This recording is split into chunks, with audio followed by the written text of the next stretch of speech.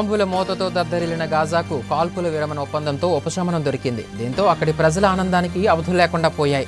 వీధుల్లో చేరి చిన్న పెద్ద లేకుండా అనేక మంది ర్యాలీగా నినాదాలు చేస్తూ తమ సంతోషాన్ని వ్యక్తం చేశారు. కాగా ఇజ్రాయిల్ హమాస్ యుద్ధంలో అమాయకపు పౌరులే 46,000 మందికి పైగా మరణించారు. వీరిలో చిన్నారులు, మహిళలే అధిక సంఖ్యలో ఉన్నారు. తెలంగాణలో ఫార్ములా ఈ రేస్ కేసులో మాజీ మంత్రి కేటీఆర్ ఈడీ విచారణకు హాజరయ్యారు. విదేశీ సంస్థకు నిధుల బదిలీ వ్యవహారంపై ఈడీ అధికారులు కేటీఆర్ను ప్రశ్నించనున్నారు. కేటీఆర్ వెంట పెద్ద ఎత్తున బీఆర్ఎస్ కార్యకర్తలు తరలిరాగా పోలీసులు అడ్డుకున్నారు. కేటీఆర్ను మాత్రమే లోపలికి పంపించారు. అక్కడ భారీ భద్రతా ఏర్పాట్లు చేశారు.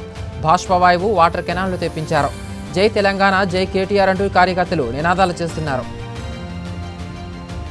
తెలంగాణ రాష్ట్ర ప్రభుత్వం రైతు భరోసా, ఇందిరమ్మ ఆత్మీయ భరోసా, రేషన్ కార్డులు, ఇందిరమ్మ ఇళ్ల పథకాలను తీసుకురానున్న సంగతి తెలిసిందే. వీటికి సంబంధించి లబ్ధిదారుల జాబితా తయారీకి ప్రభుత్వం నేటి నుంచి ఫీల్డ్ సర్వే చేయనుంది. ఈ మేరకు సీఎస్ శాంతికుమారి అధికారులను ఆదేశించారు. ఈ నెల 21 నుంచి 24 వరకు గ్రామ సభలు, డేటా ఎంట్రీ చేయనున్నారు. దీని ఆధారంగా 25న తుది జాబితాకు మంత్రులు ఆమోదం తెలపనున్నారు.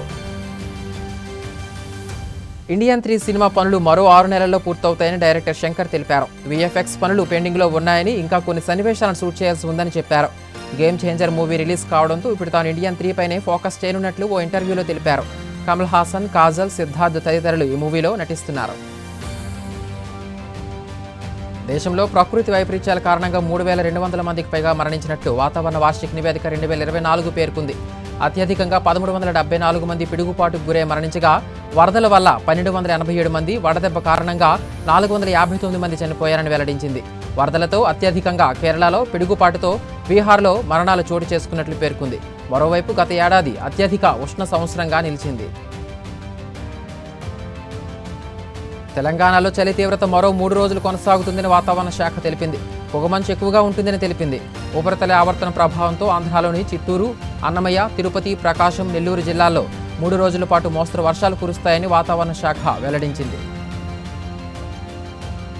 బాలీవుడ్ హీరో సైఫ్ అలీ ఖాన్పై దాడి జరిగింది. ముంబైలోని సైఫ్ నివాసంలోకి అర్ధరాత్రి ఇంట్లోకి చొరబడిన గుర్తు తెలియని వ్యక్తి ఆయన పని మనిషితో వాగ్వాదానికి దిగాడు. సైఫ్ జోక్యం చేసుకునేందుకు ప్రయత్నించగా దుండగుడు కత్తితో అటాక్ చేసి పరారయ్యాడు. దీంతో నటుడికి తీవ్ర గాయాలనేట్లు తెలుస్తోంది.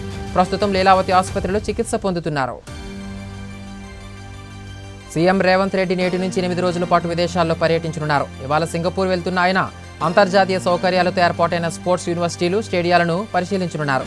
పారిశ్రామికవేత్తలతోనూ భేటీ కానున్నారు. ఈ నెల 20న స్విట్జర్లాండ్ వెళ్లి దావోస్లో జరిగే వరల్డ్ ఎకనామిక్ ఫోరంలో పాల్గొంటారు. రాష్ట్రానికి పెట్టుబడుల లక్ష్యంగా ఆయన పలువురితో ఒప్పందాలు చేసుకోనున్నారు. అధికారం కొందరు సంపన్నుల చేతిలోకి వెళ్తుండడం అమెరికా ప్రజాస్వామ్యానికి ముప్పు అని ప్రెసిడెంట్ జో బైడెన్ వార్నింగ్ ఇచ్చారు. విపరీతమైన సంపద, అధికారం, ప్రభావం అమెరికాను మార్చేస్తున్నాయి. సమాజంలో తప్పుడు, వక్రీకరణ సమాచారం పెరిగింది. ప్రజాస్వామ్య వ్యవస్థ, సంస్థలపై ప్రజలు నిఘా ఉంచాలి. సమాజ స్థిరత్వం కోసం ప్రెస్ ఫ్రీడంను పరిరక్షించాలని ఆయన అన్నారు. పశ్చిమ గోదావరి జిల్లా తాడేపల్లిగూడెంలో 1.25 కోట్లతో నిర్వహించిన కోళ్ల పందెం ఫుల్ వీడియో వైరల్ అవుతోంది. ఇందులో గుడివాడ ప్రభాకర్రావు, నెమలి పుంజు, రత్తయ్య రసంకి పుంజులు హోరాహోరీగా తలపడ్డాయి. 20 ఏళ్లుగా పందెం కోళ్లను పెంచుతున్న రత్తయ్య సక్సెస్ రేట్ ఎక్కువగా కావడంతో ఆయన కోడే గెలుస్తుందనుకున్నారు. అనూహ్యంగా ఆ కోడి కనీసం పోటీ ఇవ్వలేకపోయింది. దీంతో 5 నిమిషాల్లోనే నెమలి పుంజు ₹1 కోటి గెలిచింది. నిన్న కోనసీమ జిల్లాలో నిర్వహించిన ప్రభల తీర్థాల్లో ఎటు చూసిన డిప్యూటీ సీఎం పవన్ కళ్యాణ్ ఫ్లెక్సీలే దర్శనమిచ్చాయి. కొత్తపేట మండలంలో వరిచేల మధ్య నుంచి ప్రభలను ఊరేగించారు. ముందు భాగంలో శివుడి ప్రతిరూపమైన వీరభద్రుడు, వెనకవైపు పవన్ కళ్యాణ్ ఫోటోలను ఉంచారు. దేవరాపల్లి, అవిడి, ఈతకోటలో పవన్ కళ్యాణ్ డీజే పాటలకు జన సైనికులు, అభిమానులు మాస్ స్టెప్పులు వేశారు. సీఎం చంద్రబాబు అధ్యక్షతన రేపు ఉదయం 11 గంటలకు రాష్ట్ర మంత్రివర్గం సమావేశం కానుంది. తల్లికి వందనం, ఆర్టీసీ బస్సులో మహిళలకు ఉచిత ప్రయాణం, రైతు భరోసా హామీల అమలుపై మంత్రులు చర్చించనున్నారు. అలాగే పలు కంపెనీలకు భూముల కేటాయింపునకు ఆమోద ముద్ర వేసే అవకాశం ఉన్నట్లు సమాచారం. గుంటూరు, కృష్ణా, శ్రీకాకుళం, కర్నూలు డీసీసీబీల్లో ఖాళీల భర్తీకి నోటిఫికేషన్ విడుదలైంది. 50 అసిస్టెంట్ మేనేజర్, 201 స్టాఫ్ అసిస్టెంట్ పోస్టులకు ఈ నెల 22లోగా దరఖాస్తు చేసుకోవాలని ఆప్కాబ్ వెబ్సైట్లో తెలిపింది. అప్లికేషన్ ఫీజు జనరల్, బీసీ అభ్యర్థులకు 700, మిగతా వారికి 500. ఫిబ్రవరిలో ఆన్లైన్ టెస్టు నిర్వహించనున్నారు. దేశీయ స్టాక్ మార్కెట్లు భారీ లాభాలు మొదలయ్యాయి. గ్లోబల్ మార్కెట్ల నుంచి సానుకూల సంకేతాలు అందాయి. పాజిటివ్ సెంటిమెంట్కి తోడు సెన్సెక్స్ 23,350 పాయింట్ల వద్ద, నిఫ్టీ 77,174 పాయింట్ల వద్ద ట్రేడ్ అవుతున్నాయి.